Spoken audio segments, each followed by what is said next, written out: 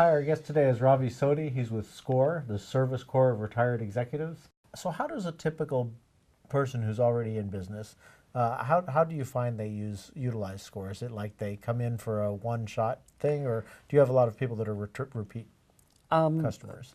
You, for example, I like to teach the business plan workshop, and I call that a living document. And I always suggest that, it's not something that you put on a shelf and it's static and you forget about it, but it's useful to revisit it at least once a year, if not sooner. The other part is, workshop, a SCORE event is a great networking opportunity.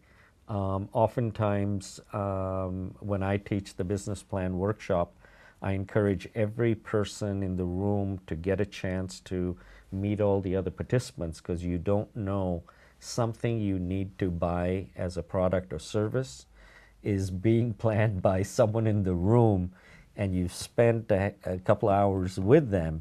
You may find that there are 4 people in there that need marketing of video services, which is your area of passion and service. So you walk out not only with the knowledge, but an instant network or team of people that you've had fun and working with and are supporting each other. The other thing is, SCORE's a great way of networking to resources you don't know about, or to other people that are sharing your interest, and you're there for a class on restaurants, or you're now able to compare notes on where you're going to buy certain services, or maybe you're able to talk about, until I open my business, you've got these 3 food trucks, and would you be willing to carry, my cookies or my olive oil?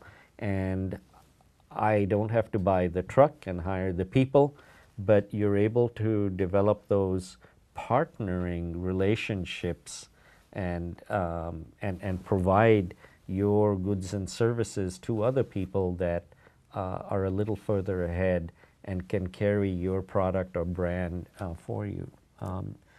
And so I think strategic partnering, or partnering with other people either to buy or to supply, is a good thing. Right. And one of the things, just as we were talking before we did the interview, Yes. We were chatting, and you're like, oh yeah, you should talk to this person. You should. I think you as a SCORE counselor are rather well connected. I think the fun part about that gift of trust and being invited into your personal vision and dream over 1,000 times, you get a chance to be privileged to share in that excitement, and then you end up starting to see certain patterns, and then you're able to share them with other people, so they don't have to go through the hardship of that failure, or you're able to carry that forward and say, so-and-so restarted this line of business, you would make a wonderful client for him, and the business will benefit by having their experience or perspective. Yeah, there's less and less opportunities for in-person networking, so it's not a bad thing Yes. to do. In my class, I'll say, why don't you tag with someone else in the room and go to a chamber mixer? Do a buddy system, and take each other's cards. And since you've been in the class and you know what each other's passion, ambition, and business is about, when you go to the chamber mixer, you're no longer alone. You've got a wingman or a wing person on your side.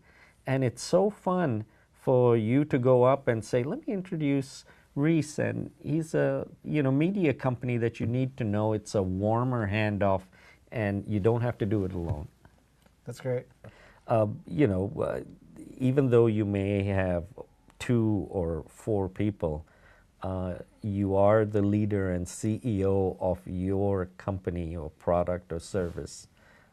and you deserve to have a great team working on your behalf.